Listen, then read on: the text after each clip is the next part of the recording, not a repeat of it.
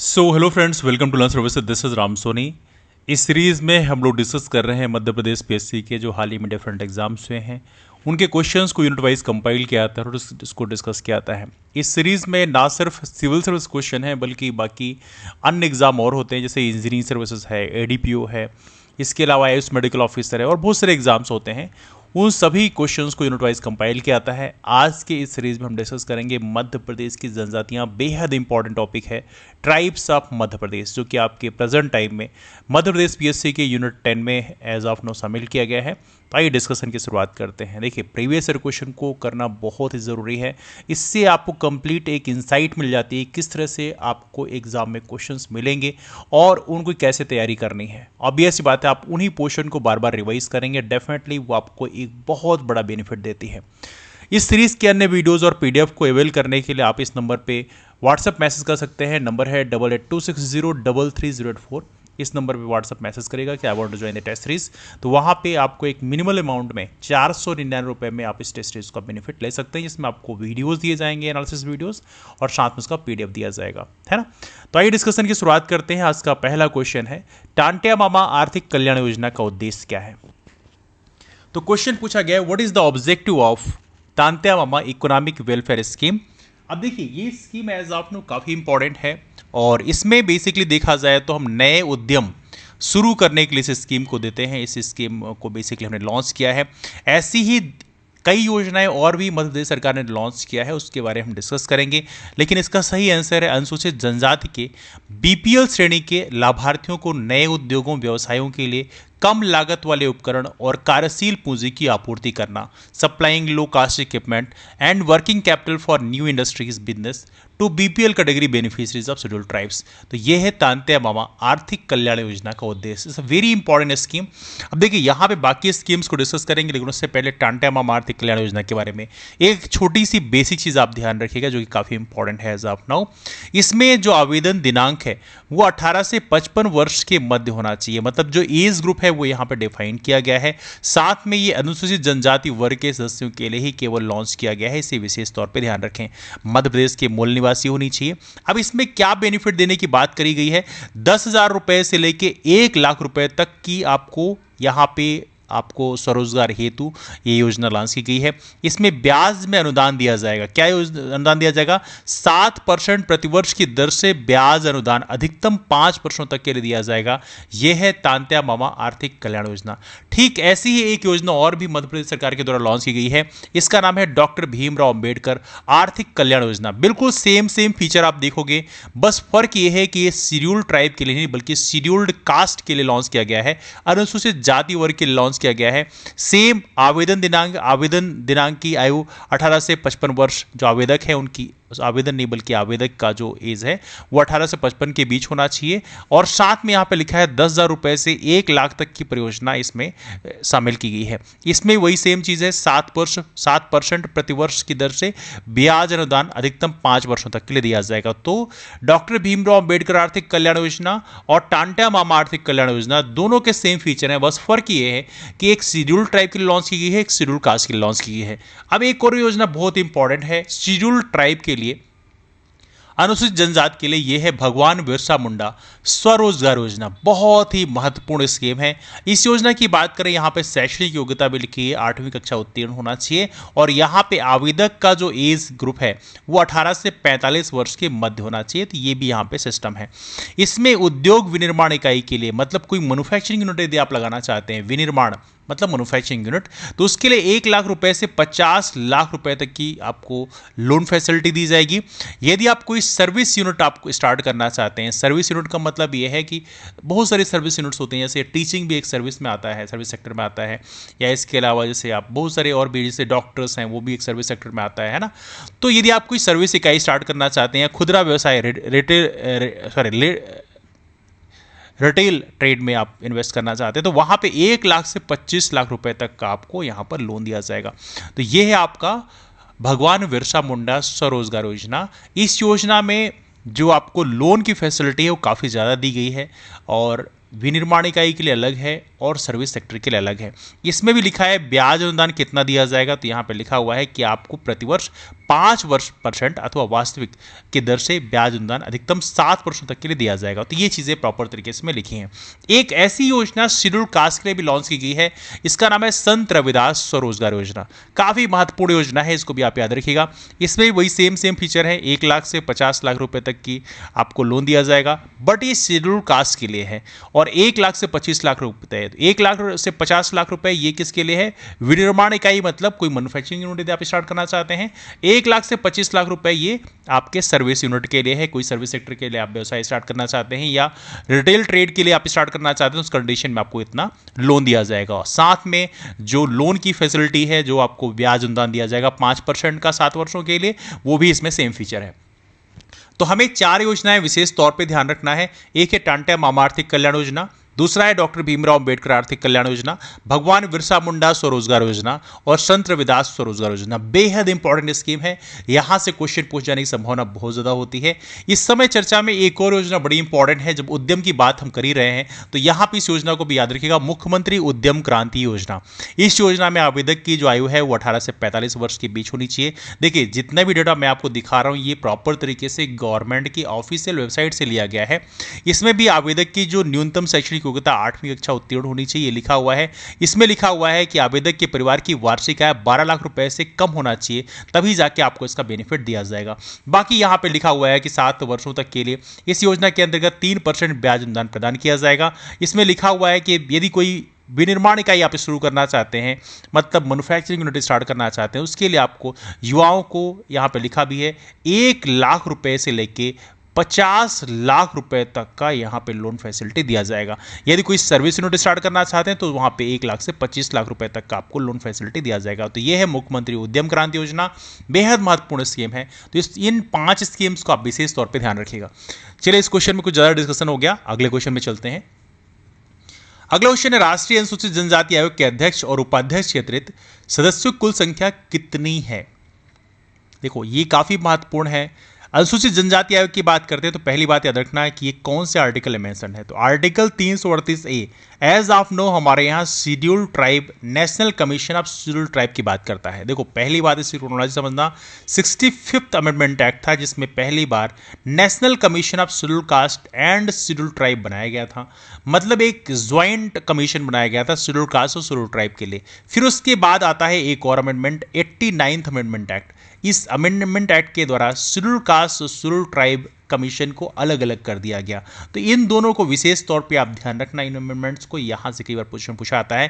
तो 89th amendment act के द्वारा आर्टिकल 338, आर्टिकल 338 डाल दिया गया national commission of scheduled cast के लिए, और आर्टिकल 338A डाल दिया गया national commission of schedule tribe के लिए। अब यहां पे एज ऑफ प्रेजेंट टाइम में एक अध्यक्ष होते हैं, एक डेप्यूटी होते हैं, मतलब उपाध्यक्ष होते हैं, मतलब डेप्यूटी चेयर वाइस चेयरपर्सन होते हैं, और इसके अलावा 3 सदस्य होते हैं। कितना? 3 सदस्य होते हैं। कुल मिला के 5 मेंबर बॉडी आप कह सकते हैं। इसमें मेंबर्स की जो टेनर होता है, कार्यकाल होता है, वो कितना साल होता है? 3 साल का होता है, 3 ईयर्स टेनर होता है। तो टेनर भी आपको विशेष तौर पे ध्यान रखना चाहिए। This is also very very important. यहाँ पे एक छोटा सा फैक्ट आपको और ध्यान रखना है कि as of now present time में हमारे जो चेयरमैन है उनका नाम है अंतर सिंह आर्य। क्या नाम है?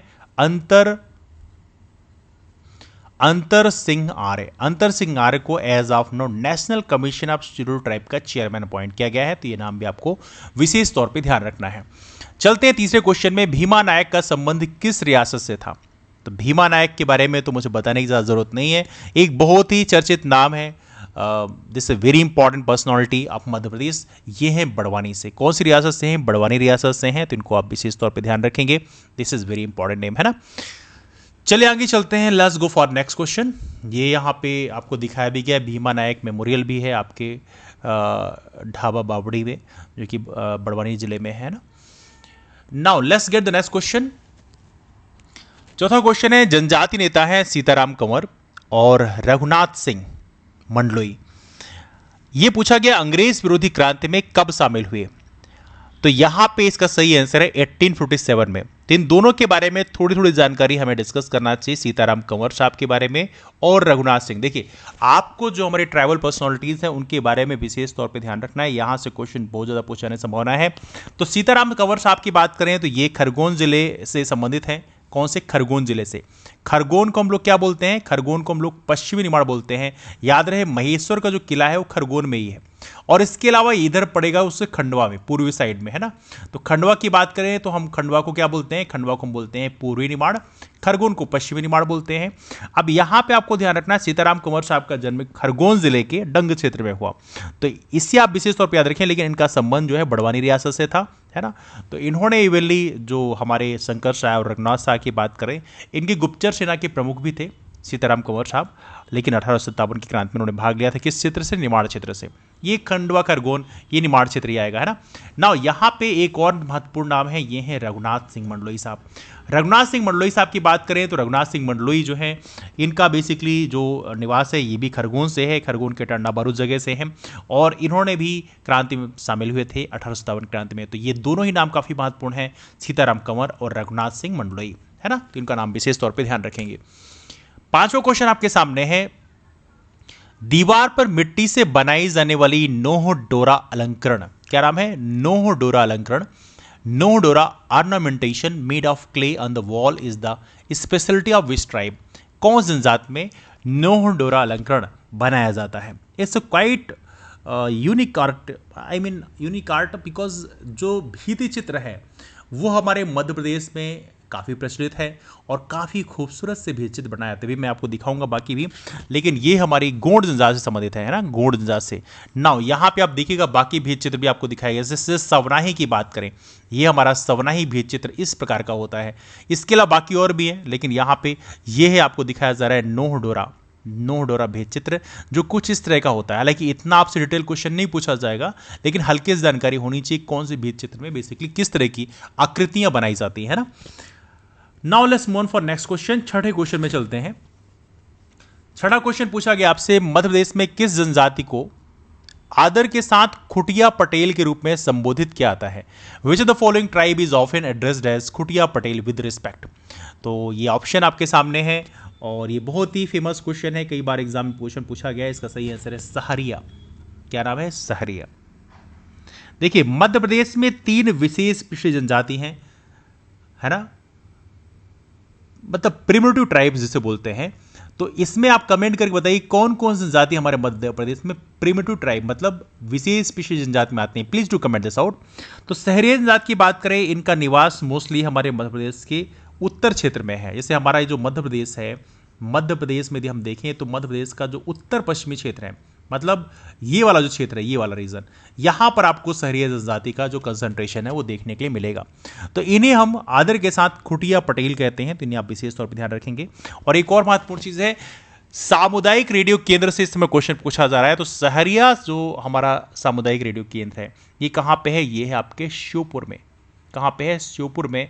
और श्योपुर एक विशेष चीज के लिए फेमस है, यहां पर है कोनो Palpur national park. It's a very important question, है ना, इसे आप याद रखिए। बाकियों का भी याद रखना है, जैसे भील सामुदायिक रेडियो केंद्र कहाँ पे है? भाभरा में है ना। भाभरा कहाँ पड़ेगा? ये आपके पड़ेगा कहाँ पे? Please do comment this out. Jhabua में। It's very easy question. इसके अलावा हमारा जो है और भी कुछ है, जैसे कि एक दो और रेडियो केंद्र, जैसे कोरकू रेडियो केंद्र, कोरकू सामुदायिक रेडियो केंद्र। आप जरा कमेंट कर बताइए कहां पे है। नाउ अगला क्वेश्चन आपके साथ में है, संथाल विद्रोह के मुख्य नेता कौन थे? देखिए संथाल विद्रोह काफी महत्वपूर्ण ट्राइबल रिवोल्ट के रूप में जाना जाता है। 1855 में हुआ, 1855 में ये संथाल विद्रोह हुआ। इसमें 2 महत्वपूर्ण हमारे नेता थे। वो थे, एक तो सिद्धो मुर्मू थे और एक इनके भाई थे जिनका नाम है कान्हो मुर्मू। ये दोनों ही भाई थे। इन्होंने संथाल विद्रोह का नेतृत्व किया था 1855 में। ये जो विद्रोह है ये अंग्रेज़ों के जो औपनिवेशिक जो उनकी पॉलिसी थी उसके खिलाफ में था। और यहाँ पे याद रखिएगा इनका जो विद्रोह का मेन केंद्र मोस्टली झारखंड का क्षेत्र था, बट उसके आसपास को जो रीजन है उसको भी कवर किया गया था, है ना। तो संथाल विद्रोह के मुख्य नेता कौन थे? सिद्धो मुर्मू और कान्हा मुर्मू, है ना। अगला क्वेश्चन आपके सामने है, निम्नलिखित में से कौन सा कथन प्रसिद्ध ढोकरा कला के लिए सही नहीं है? अब देखिए यहां पे स्टेटमेंट दिए हैं, which among the following statement is not correct for the famous Dhokra art. तो ढोकरा आर्ट की बात करें तो यहां पे एमपीपीएससी ने 2 ऑप्शन इसमें सही दिए थे। पहली बात तो ये है कि वैसे देखिए तो यहाँ पे ये स्टेटमेंट सही है। पहला, यह कला बैतूल की भारवा आदिवासी समूह संबंधित है, तो ये बिल्कुल सही बात है। हमारे जो बैतूल की भारेवा आदिवासी कम्युनिटी है उनसे संबंधित है ढोकरा कला, तो ये स्टेटमेंट सही है। दूसरा है, यह एक लौह धातु ढलाई कला है, तो ये भी सही है। लेकिन ये स्टेटमेंट गलत है इसमें, यह विवाह समारोह से जुड़ी एक सजावटी कपड़ा कला है, तो ये स्टेटमेंट गलत है इसमें। और दूसरा यहाँ पे लिखा है सभी कथन सही है, तो सभी कथन सही हो ही नहीं सकते, बिकॉज ये स्टेटमेंट वैसे ही गलत हो गया। तो ये 2 ऑप्शन यहाँ पे गलत माने गए हैं ना, तो इसे आप विशेष तौर पर ध्यान रखेंगे। अगला क्वेश्चन आपके सामने है, आनंद सिंह श्याम एवं धनैया बाई कलाकारों का संबंध निम्नलिखित में से किस कला से है? आनंद सिंह श्याम और धनैया बाई, देखिए यहां पे अक्सर क्वेश्चन पूछा था, Anand Singh Shyam and Dhanaiya Bai are artist of which of the following art.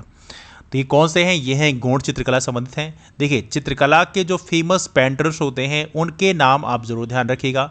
यहाँ पे क्वेश्चन पूछा आता है, भूरी बाई से पूछा गया है, बहुत सारे इस तरह से क्वेश्चन पूछे आते हैं, तो उनका नाम आपको विशेष तौर पर ध्यान रखना है। 10वां क्वेश्चन आपके सामने है, जंगल सत्याग्रह सर्वप्रथम मध्य प्रदेश के किस जिले में हुआ? जंगल सत्याग्रह बहुत ही फेमस सत्याग्रह है, और यदि हम बात करें जंगल सत्याग्रह की बात करें तो ये किस टाइम पीरियड में हुआ? 1930 के आसपास टाइम पीरियड में हुआ। नाउ जंगल सत्याग्रह की बात करें तो हमारे मध्य प्रदेश में जंगल सत्याग्रह का जो शुरुआत है वो 2 जगहों से माना जाता है। कौन कौन सी जगह से माना जाता है? एक तो था टूरिया। क्या? टूरिया। टूरिया कहां पड़ेगा? टूरिया पड़ेगा आपके सिवनी जिले में। किसमें? सिवनी। सिवनी को मध्य प्रदेश का लखनऊ भी कहते हैं वैसे, क्योंकि यहां पे एक विशेष प्रकार की रेशम पाई जाती है, इसे बोलते हैं एरी प्रकार की रेशम। और दूसरा हमारा जो क्षेत्र था वो था घोड़ा डोंगरी। कौन सा? घोड़ा डोंगरी। इन 2 जगहों में हमारा जंगल सत्याग्रह की जो शुरुआत है वो मानी जाती है। घोड़ा डोंगरी बेसिकली बैतूल में पड़ता है। तो यहां पे इन ऑप्शंस में देखें तो यहां पे बैतूल तो ऑप्शन दिया नहीं है, यहां पे सिर्फ सिवनी ऑप्शन दिया है, तो सिवनी ऑप्शन यहां पे सही होगा। तो जंगल सत्याग्रह सर्वप्रथम कहां शुरू हुआ? सिवनी के। कहां से? टूरिया से। तो इसे आप विशेष तौर पर ध्यान रखिएगा। और यह भी याद रखना है कि जो हमारा जंगल सत्याग्रह है, हालांकि जो हमारा बैतूल का क्षेत्र है स्पेशली वहां पे यदि हम बात करें तो वहां पे जंगल सत्याग्रह का नेतृत्व किया था किसने? 2 लोगों का नाम विशेष तौर पर याद रखना, गंजन सिंह कुरकू, ये नाम पूछा गया कई बार एग्जाम में, गंजन सिंह कुरकू, और साथ में उनके साथ बंजारी सिंह कुरकू। इन दोनों का नाम विशेष तौर पर याद रखिएगा। लेकिन याद रखना है जंगल सत्याग्रह टूरिया और कहां पे हुआ? घोड़ा डोंगरी में। टूरिया कहां पड़ेगा? सिवनी में। और घोड़ा डोंगरी कहां पड़ेगा? बैतूल में पड़ेगा। तो इनको आप विशेष तौर पे ध्यान रखेंगे, है ना। Now let's move on for next question. अगला क्वेश्चन आपके सामने है, 11th क्वेश्चन है, निम्नलिखित में से किस संस्कृत काव्य साहित्य की रचना गोंड राजा संग्राम शाह ने किया था? विच among the following Sanskrit poetry literatures was composed by the Gond king संग्राम शाह? ऑप्शन यहां पे दिए हुए हैं और इसका सही आंसर है बेसिकली दैट इज बेसिकली रस रत्नमाला, है ना। तो रस रत्नमाला का नाम विशेष तौर पे आपको ध्यान रखना है, रस रत्नमाला, है ना। आगे चलते हैं, let's move on for next question. 12th question है, बहुत ही सिंपल क्वेश्चन और कई दफा एग्जाम पूछा गया है। अगरिया जनजाति अपने किस शिल्प के लिए जानी जाती है? Agariya tribe is known for which of the following craft? तो ये कौन सा है? यह है लौह शिल्प, आयरन क्राफ्ट के लिए जाने जाते हैं अगरिया जनजाति के लोग, है ना। नाउ 13 क्वेश्चन है, कौन जनजाति स्वयं को रावण का वंशज मानती है? इसमें एमपीपीएससी ने 2 ऑप्शन सही माना है, एक गोंड को माना है, एक कुरकू को माना है।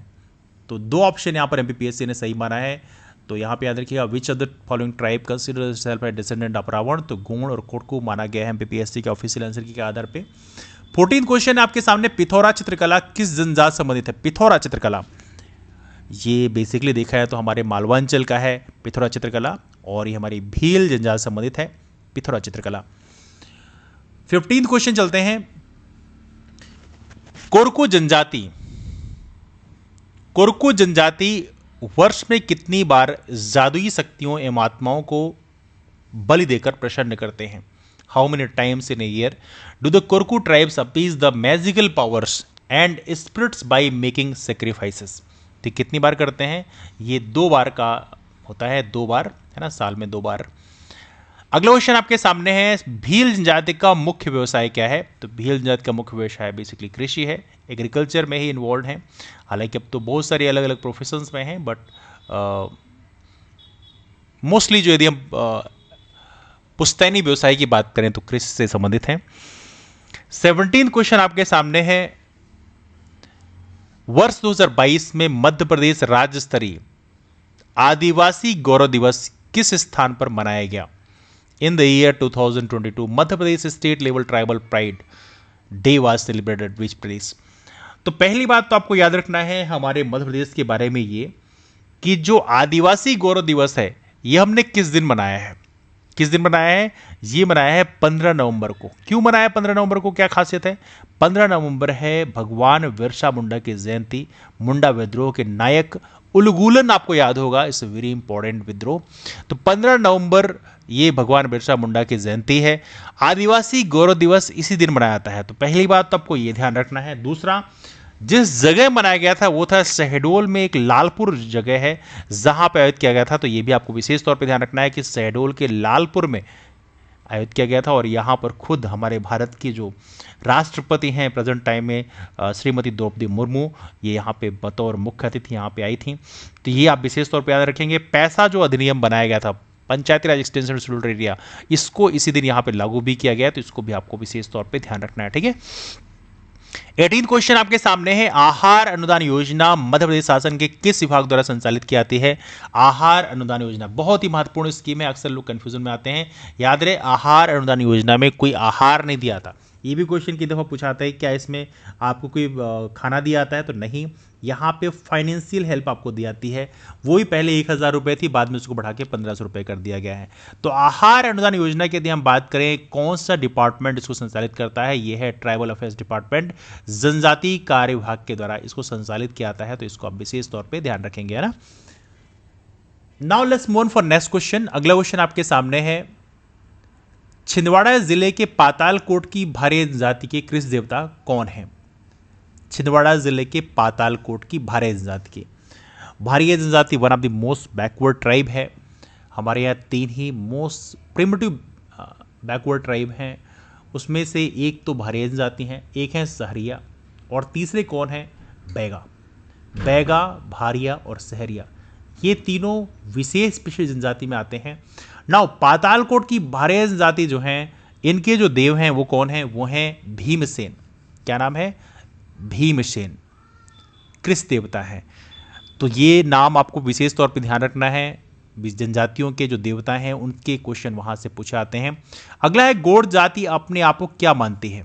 तो क्या मानते हैं? कोयतोर। क्या मानते हैं? Koytor. Now let's move on for next question. 21 question है, निम्नलिखित में से किसकी स्मृति स्वरूप मार्च 20, 1988 को डाक टिकट जारी किया गया? In whose memory of the following the postal stamp set up on March 20, 1988? तो किसकी मेमोरी में लॉन्च किया गया? अवंतीबाई, है ना। तो ये नाम विशेष तौर पे ध्यान रखेंगे। 22 क्वेश्चन में चलते हैं, बहुत ही इंपॉर्टेंट क्वेश्चन है, 2 बार पूछा गया एमपीपीएससी में अभी तक में, जो अभी रिसेंटली हमने डिस्कस किया क्वेश्चंस में। क्वेश्चन है, जनजातीय सलाहकार परिषद, जनजातीय सलाहकार परिषद का प्रावधान किस अनुसूची में वर्णित है? Which the following schedules of the constitution of India makes the provision of tribes advisory council? तो किस में है? यह है 5वीं अनुसूची में। देखो, 5वीं अनुसूची और 6ठी अनुसूची के बारे में विशेष तौर पर ध्यान रखना। 5वीं अनुसूची में हमारे देश से कुल 10 राज्य ऐसे हैं जहां पे शेड्यूल्ड एरियाज घोषित किए गए हैं, है ना। कितने? 10 राज्य। अब 10 के 10 के बारे में आपको बहुत ज़्यादा जानकारी लेने की जरूरत नहीं है। 10 में बहुत सारे हैं, हिमाचल प्रदेश है, मध्य प्रदेश तो है ही, अपना राजस्थान है ना, ऐसे बहुत सारे राज्य जहाँ पे जो शेड्यूल्ड एरियाज घोषित किए गए हैं। इसके अलावा 5वीं अनुसूची के बाद एक होती है 6ठी अनुसूची, ये बहुत इंपॉर्टेंट है। 6ठी अनुसूची में केवल 4 राज्यों की बात की जाती है। कौन कौन से? AMTM, क्या नाम है? असम, मेघालय, त्रिपुरा, मिजोरम। तो इसको आप विशेष तौर पे ध्यान रखिए, क्वेश्चन पूछा आता है कई बार 5th शेड्यूल 6th शेड्यूल से, तो वो आपको पता होना चाहिए कि किस चीज के लिए है।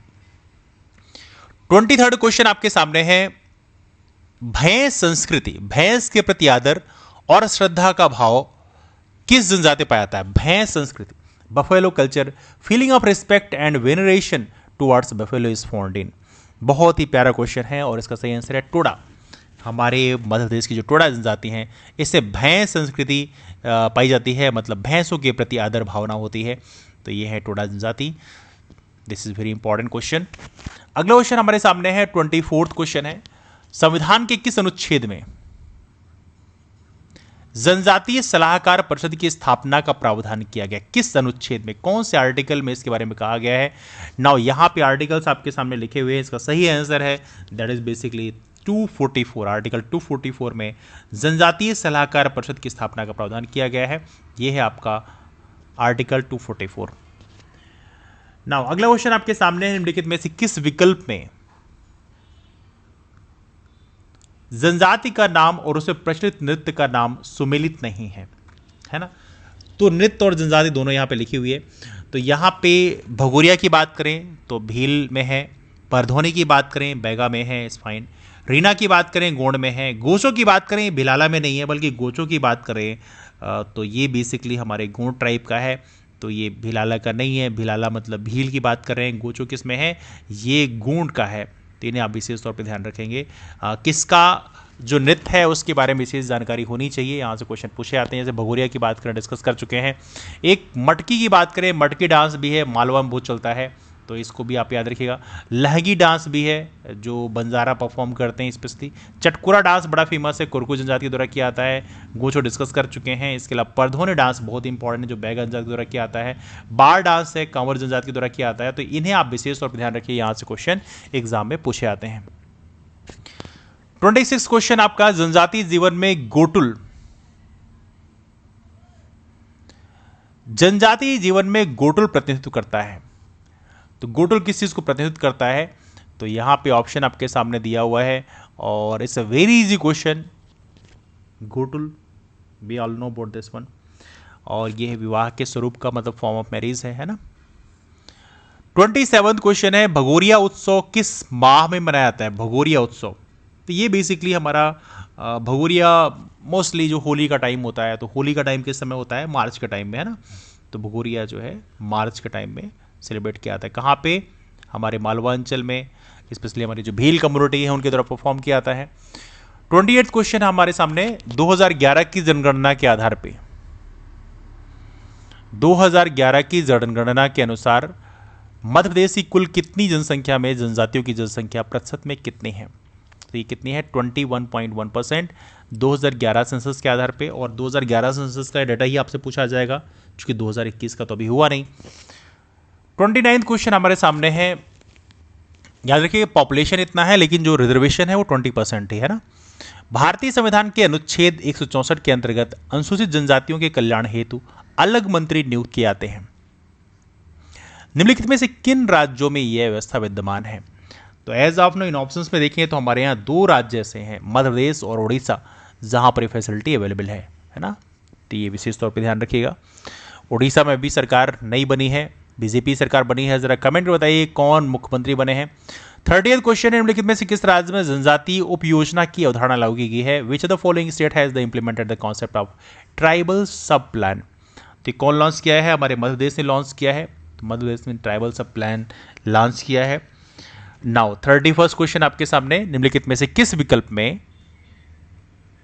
जनजाति का नाम वहां प्रचलित युवा गृह के नाम से सुमेलित नहीं है? अब देखिए यहां पे ऑप्शन दिया आपके सामने। माड़िया जनजाति की बात करें तो यहां पे घोटुल युवा गृह है, दैट्स फाइन। मुंडा की बात करें इनका गतियोरा है। भुइया की बात करें तो ये इनका रंगभंग नहीं है, तो यही ऑप्शन बेसिकली गलत है, ये सुमेलित नहीं है, ये इनका सुमेलित नहीं है। बाकी उरांव की बात करें धूमकोरिया है। बाकी रंगभंग जो है इनका नहीं है, तो इनको विशेष तौर पे ध्यान रखेंगे, है ना। तो रंगभंग किसका है? ये है भारिया जनजाति का। किसका है? ये है भारिया जनजाति का।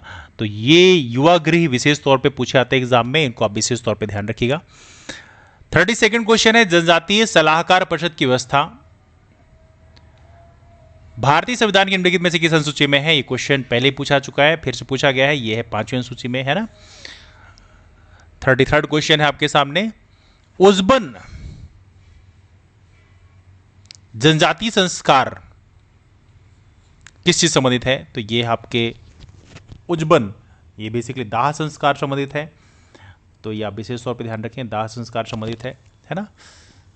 तो D option is the last one. Ujban tribal rite is related with the cremation, है ना। 34th है, मध्य प्रदेश सिकल सेल अभियान का उद्देश्य जनजातीय समुदाय में किस किस जागरूकता का प्रसार करना है। इस समय सिकल सेल एनीमिया की बड़ी चर्चा हो रही है। 2047 ईयर डाला गया है, हमारा जो यूनियन बजट है उसमें रखा गया था कि ये उन्मूलन का ईयर हमने घोषित किया है 2047, है ना, एलिमिनेशन ईयर। किसके लिए? सिकल सेल के लिए। और सिकल सेल अभी क्वेश्चन पूछा भी गया कई जगह, इवनली अभी मेडिकल ऑफिसर्स का इंटरव्यू हुआ तो वहाँ पे कई लोगों से सिकल सेल के बारे में पूछा गया है। सिकल सेल होता क्या है? सिकल सेल का मतलब देखो, आपके जो आरबीसी होते हैं ना, रेड ब्लड कॉर्पस्कल्स, ये होते हैं मोस्टली राउंड शेप में, है ना, लेकिन सिकल सेल में क्या होता है, हाशिया के फॉर्म में आता है। अब क्या दिक्कत होती है कि यहाँ पे आपका जो ब्लड फ्लो है वो चोक कर जाता है। सिकल सेल एनीमिया इसलिए बहुत ही क्रिटिकल होती है और इससे मौत तक हो सकती है। तो इसके लिए बेसिकली हमारे जनजातीय समुदाय में मोस्टली ये प्रॉब्लम काफ़ी ज़्यादा देखने के लिए मिलती है, थोड़ा जेनेटिक प्रॉब्लम है।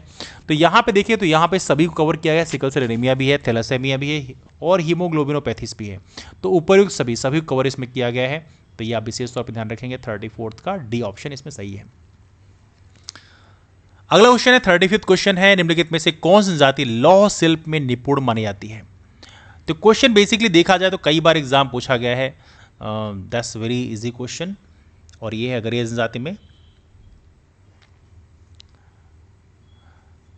ऑलराइट, अगला क्वेश्चन आपके सामने है, आदिवासियों की बोलियों में संवाद करने एवं सूचनाएं प्रसारित करने वाले सामुदायिक रेडियो का नाम क्या है? बहुत ही महत्वपूर्ण है। और जो हमारे सामुदायिक रेडियो केंद्र हैं वो किसका कहाँ पे है ये पता होना चाहिए आप लोगों को। जैसे सहरिया की बात करें श्योपुर में है, भील की बात करें तो वो आपके बेसिकली कहाँ पर है भील का, please do comment this out, Jhabua में है। तो इसे क्या बोलते हैं? इसे बोलते हैं वन्या। तो what is the name of community radio which telecast the information and communication tribal dialect? ये क्या है? वन्या। तो इसको आप विशेष तौर पर ध्यान रखिएगा, वन्या, है ना। 37 क्वेश्चन में चलते हैं। 37 क्वेश्चन है, निम्नलिखित में से किस लेखक ने रानी दुर्गावती की राजधानी चौरागढ़ की लूट का वर्णन किया है? और ये किसने किया है? ये किया है बेसिकली अबुल फजल ने। तो which of the following writer has mentioned the loot of Chauragarh capital of Rani Durgavati? That is Abul Fazal. किसकी सेना से मुकाबला हुआ था? अकबर की सेना से मुकाबला हुआ था। 38वां क्वेश्चन है, निम्नलिखित में से कौन सा सुमिलित नहीं है? जनजाति और उपजनजाति यहाँ पे लिखा है आपके सामने, तो यहाँ पे देखते हैं। गोंड की बात करें तो ये है नगारची, दैट्स फाइन।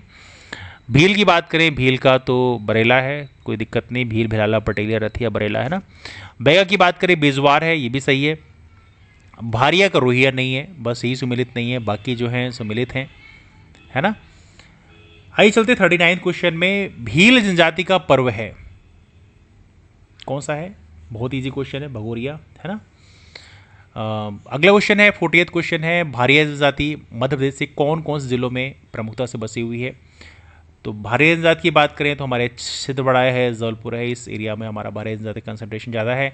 छिंदवाड़ा की बात करें तो छिंदवाड़ा में पातालकोट जो है वो मेनली कंसंट्रेशन वहाँ पे है, और जबलपुर के क्षेत्र में भी यहाँ पे भारिया जनजाति के लोग निवास करते हैं, तो यह विशेष तौर पर ध्यान रखेंगे। 41st क्वेश्चन की बात करते हैं।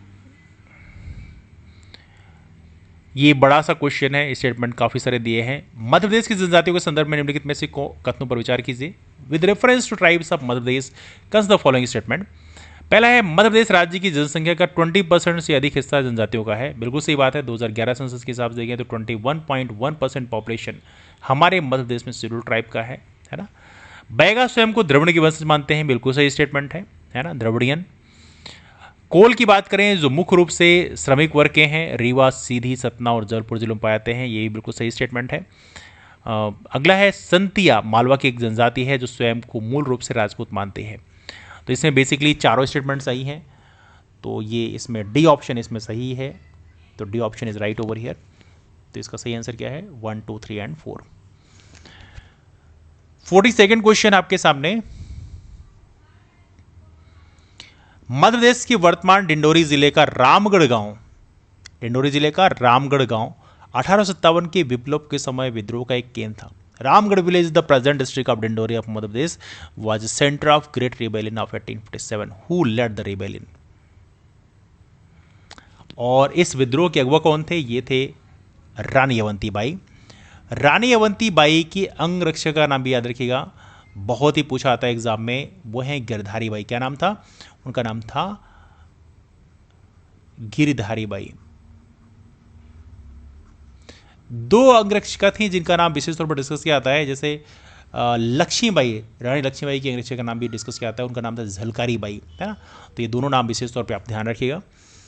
43rd क्वेश्चन में चलते हैं। भगोरिया पर्व किस त्योहार संबंधित है? ऑब्वियस बात है, होली के टाइम में सेलिब्रेट किया जाता है, तो होली संबंधित आप कह सकते हो। वैसे ये हमारे मालवांचल में सेलिब्रेट किया जाता है और ये भील समुदाय के द्वारा सेलिब्रेट किया जाता है ना। यहाँ पे एक चीज़ और आपको याद रखना है कि भगोरिया पर्व जो है ये कितने दिन चलता है? ये चलता है 7 दिन। कितने?